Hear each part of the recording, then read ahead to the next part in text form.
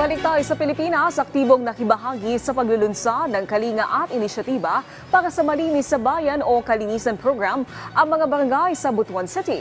Determinasyon ng mga taga-Butuan na magkaroon ng malinis sa kapaligiran na pinapurihan din. Si Jennifer Gaetano ng PIA Caraga sa sentro ng balita.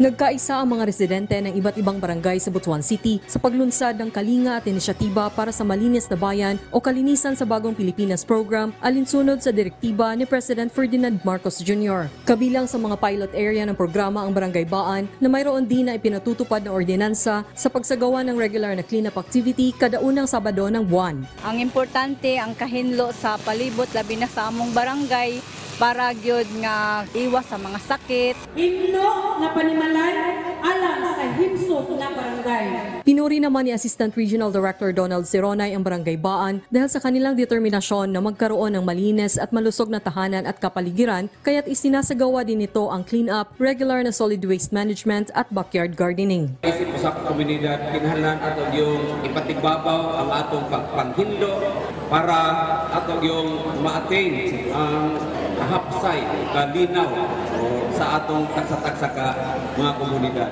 Environmental management is not only the sole responsibility of the government but likewise of the community. Hence, we need to raise public awareness and participation for environmental responsibility.